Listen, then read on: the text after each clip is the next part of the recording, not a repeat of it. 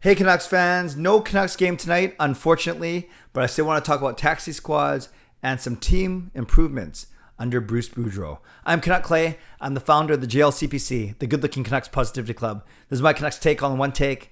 It's Clay's Canucks commentary for Monday, December the 27th. If you're new, here's what you should do. Hit the subscribe button now for daily Canucks insight that's positive, timely, and trustworthy.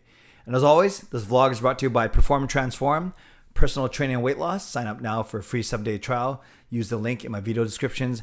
As well, Coach Patrick is offering a 28-day program, one for men, one for women. And for this week only, you can purchase that program for 75% off. So for only $50 for a $200 program, I'll put those links in my video descriptions as well. Also, thank you to Van City Experts Real Estate Group.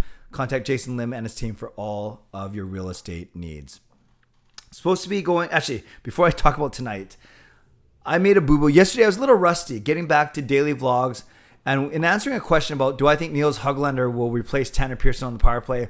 I'm pretty sure I referred to the head coach of the Vancouver Canucks in that answer as Travis Green a couple times. I was talking about how Pearson's ice time has actually gone up since the coaching change. And I think knowing how much Travis Green loved Tanner Pearson, I'm pretty sure instead of saying Bruce Boudreau, I said Travis Green a few times. So my apologies. Thanks to the multitude of people who pointed that out. I will try and be better today, but no promises. Speaking of today, tonight, I was supposed to go watch the Vancouver Canucks host the Seattle Kraken at home. First regular season home game for the Canucks against the Kraken. And we knew that game was postponed, along with all the games in the NHL postponed today. Some more games postponed Tuesday and Wednesday as well. So now the Canucks will look at starting a 4-game road trip on Wednesday night in Anaheim. And Coach Bruce Boudreau, in his media availability, said, yeah, he hasn't heard anything different. He expects to be going to Anaheim tomorrow after practice. So you got Anaheim tomorrow, LA Kings on Wednesday, Seattle Kraken in Seattle on Saturday, New Year's Day, and then Islanders next week before coming home to host Ottawa. So a 4-game road trip. The first, there's been one away game. So I remember the Canucks jumped down to San Jose in the third week of December. So yeah, Boudreau's 1-0 on the road, 5-0 at home, of course. I'll get to that in a second. NHL over the weekend also announcing the reinstatement of taxi squads. No minimum players. You don't even have to use them if you don't want. I think you can have up to 6 players once again. A bunch of rules governing it. But in essence, a chance to beef up your roster, a recognition of the COVID issues that are running through the league. And Bruce Boudreau, when talking about the taxi squad, he said he's not sure if he's going to utilize it or how much they're going to utilize it, because with Chason coming back tomorrow to practice, hopefully, and that means he's not in COVID protocol, rather something else. Boudreau said they could have up to 15 healthy forwards and 7 healthy defensemen. The only ones of note not healthy right now would be Highmore and Sutter up front and Travis Hamonic on the back end. So they still have 15 and 7, 22 skaters. You only ice 18 for a game. So they already have 4 extra bodies, although maybe they might want to put one or at least one defenseman on the taxi squad, maybe 2, because they only have 1 extra, right? They have 3 extra forwards and 1 extra D-man. So teams across the NHL are allowed to start to put players on their taxi squads. The Canucks taxi squad might not be that big, especially, remember, if you put a guy in the taxi squad, he's not playing in Abbotsford, despite how close it is. So maybe you only go 1 or 2 bodies on that taxi squad as opposed to a full 6. So that's the taxi squads. We'll see if the Canucks actually put anyone on there. But like I said, 15 healthy forwards, 7 healthy defensemen. So you already have 4 extra skaters as it stands. All right. A couple days ago, I talked about some of the individual performances improvements under Bruce Boudreau. I talked about the increased ice time for guys like Myers and Hughes and Podkolzin especially. I talked about the better point production from guys like Besser, Miller, and Horvat. Today I want to talk about some team stats. So I'm going to give you some numbers. I'm going to give you 25 games under Travis Green, 6 games under Bruce Boudreau, and then the cumulative when you put the numbers together. And of course, I guess the biggest qualifier here is that Boudreau's only coached 6 games, all 6 of them being wins. So we're naturally going to see the stats be a little better as opposed to the 25 games that Travis Green coached. So we got 7 categories I'm going to rip through, but it's going to be very easy to see the effect that Bruce Boudreau has had on this team. Goals for under Travis Green, 2.36. Under Bruce Boudreau, 3.17. And now that the cumulative total, it's not an average because the new total for the season is 2.52. So the 2.36 under Travis Green, that was 27th in the league in the 3 weeks that Boudreau's been the coach, the 6 games over the league in that span. The 3.17 is good for 11th overall in the league. So they jumped from 27th, then they've been 11th over the past 3 weeks. The cumulative total they actually fell. It's weird. They're 28th ranked in the league. So that means one team was actually scoring better than them in the past 6 games. Or in the past 3 weeks. So yes, their average goals for has gone up by almost 0.80, but they actually fell one spot in the league ranking. So that's the one weird one where they go from 2.36 to 3.17 goals for, but they actually dropped from 27th to 28th since Boudreau has started. But that's the only weird one, I promise. Goals against, 3.16 under Travis Green. That was 23rd in the league. 1.67 in the 6 games that Boudreau's coached. That's good for 2nd in the league in that time span.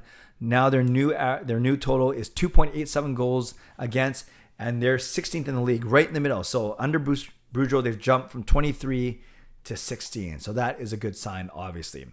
Power play, 17.4% under Travis Green. That was good for 22nd overall.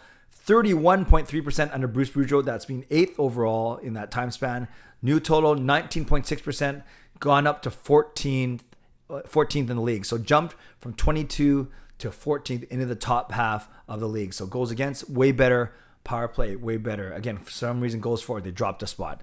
Penalty kill, 64.6%. 64% under Travis Green. Dead last in the league. 83.3% in Boudreau's 6 games. 10th overall in that time frame. But still hasn't made a dent. They are now 67%. So they've gone up from 64.6 to 67%. They've gone up 2.5%. But they are still 32nd in the league. No surprise there because that hole is a pretty deep one. Shots for, 33.6 under Travis Green. Good for 8th overall. Under Bruce Boudreau, actually gone down a bit. 32.2. That's 11th in that time span. So their new total is 33.3 shots per game. Good for 9th overall in the league. So they've dropped from 8th to 9th. No big deal in the shots for. Shots against, it was 32 under Travis Green. It was 32 under Bruce Boudreau, so it's 32 on the season.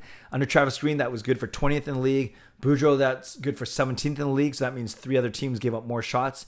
But in that 6 weeks. But it's weird.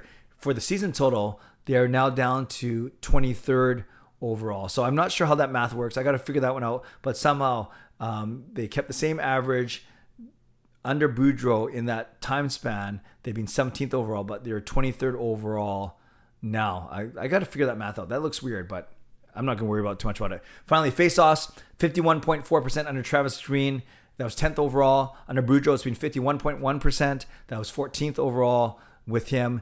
And the new average is still 51.4, good for 11th overall in the league. So the ones where the team has made drastic improvements, goals against and power play. The one where the team has actually dropped, even though they've gotten way better in goals for, but they've dropped one spot. They've gotten way better in penalty kill, but they're still even. I mean, they're still in the last spot in the league. And then shots, they've dropped a bit. Shots against, they've stayed the same.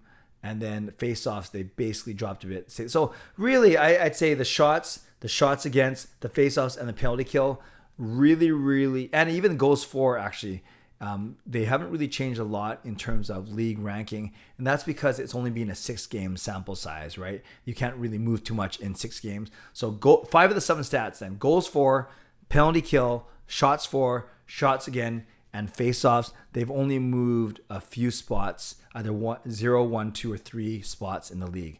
However, goals against, they've shot up from 23rd to 16th, which is good. And power play, they shot up from 22nd to 14th. So more of the Bruce Boudreau effect. Obviously, the Canucks are playing better in all aspects, goals for, goals against, both aspects of special teams, and then shots for, shots against, and face-off. Not as important. Well, face-offs are, but not as big of a change either. So conclusion, obviously the team playing a lot better, and their stats are improving where they need to improve. Scoring more goals, giving up fewer goals, And a big part of that is the special teams, obviously having a much better penalty kill and a more potent power play. So I don't think there's any rocket science here today. These numbers probably shouldn't surprise us in general. A couple of them did surprise me. The fact that they're dropping in their league ranking despite doing better in those stat categories. That means some other teams around their area are also doing a bit better, which makes sense. But overall, I don't think anyone's going to complain, given that the team is 6-0 and now hopefully tomorrow embarking on a 4-game road trip. And who knows, maybe by the end of it they'll be 10-0 under Bruce Boudreau. One other thing tonight, Parker and I are going to do, a little grammar thing. So Parker and I are planning to hold Canucks After Dark. So join Parker and me tonight at 10 p.m. for Canucks After Dark. We don't have any games to talk about, but we can talk about what we expect from the Canucks to end off the year 2021. Shout out to my legends, legendary Lucas Gage and legendary Andrew Chang. To my hero members, Nucks Fan M29 and Just Incredible. To Hall of Fame members, Jens95, Sim Alexander, Chris Seifert, Adam Broomfield, Shannon Hollingworth, Carol Bovenland,